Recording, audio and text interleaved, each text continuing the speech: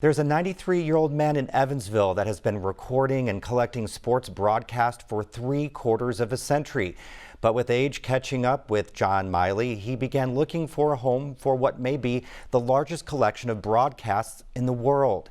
He found one at the IU Media School's National Sports Journalism Center. We sent teams to Evansville and New York City to tell Miley's story. And on Thursday, a documentary called Archiving Airwaves, The Miley Collection, will air on WTIU. Here's a sneak peek at what you'll see.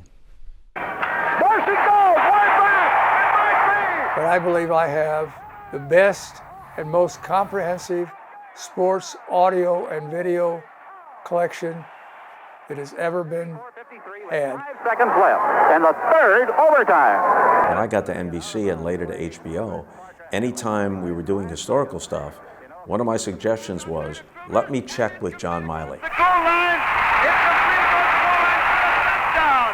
The thing that really got me started was the California Northwestern Rose Bowl in, I believe, 1949. John really wanted to find a home for the collection, and we wanted to host the collection. Out the Smart, baseline jump shot in the air, gone! 4 seconds, 3 seconds, 2 seconds, 1. The Hoosiers have won the national championship. Well, we're joined now by Wes Akers, the executive producer of Archiving Airwaves, the Miley Collection. Wes, thanks so much for being on the show. Thanks for having me, Joe. So you spent a number of days with John Miley. What was it like? It was fantastic. I think the biggest takeaway for me was, I wish I'd known this guy like 30 years earlier because of all the things I could learn and know right now. But John, I'm not sure there's anybody on the planet that knows more about American sports broadcasting than John Miley does.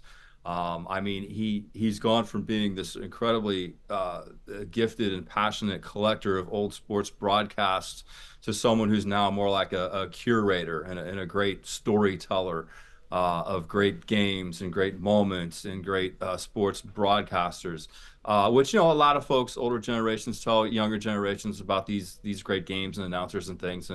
But John has that special ability. He's got that special magic trick up his sleeve where he can then actually present that particular broadcast of that game or player or announcer that he's talking about.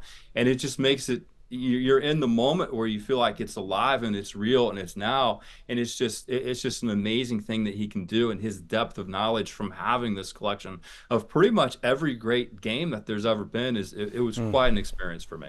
So archiving broadcast for over 70 years. I mean, what a hobby. So, what got him started? Well, he got, when he was in high school, the magnetic recording technology was just starting to develop to the point of where I believe he got a recorder from Sears to where it went out to the consumers. And it was this thing called a wire recorder, which is a slight forerunner to magnetic tape and the reel-to-reel and then eventually cassette. And so John got this wire recorder, which is mind-blowing to think about, that you could imprint an analog sound audio wave onto something as thin as a steel wire, but that's how the thing worked.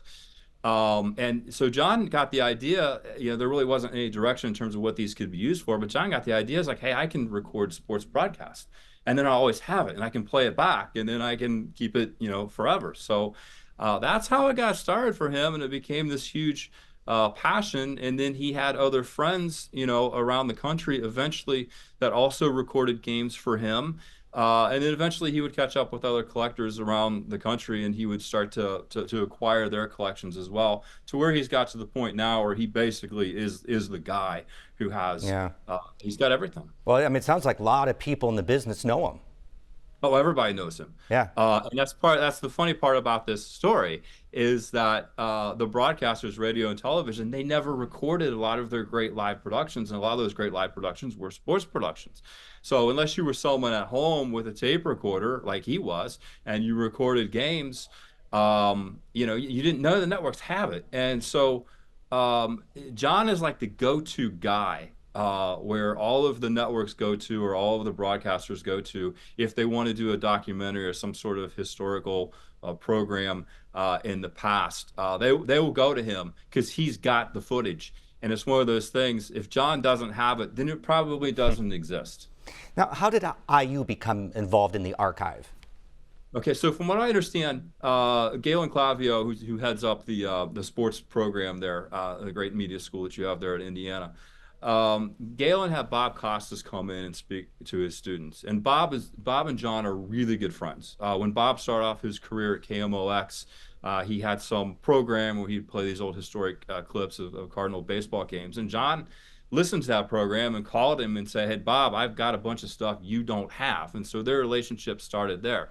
So Bob came to Indiana's campus to speak, and he immediately told Galen, he said, "Hey, you got to go talk to this guy in Evansville, Indiana, because he's got this unbelievable sports broadcast collection that would be really great for the students, to learn from, and for academics to study and do research on." And John was looking to donate this collection somewhere, a good home. And so that's how all these connections got made. Wes, can't wait to see the documentary. Thanks so much for being on the show. Thanks for having me, Joe.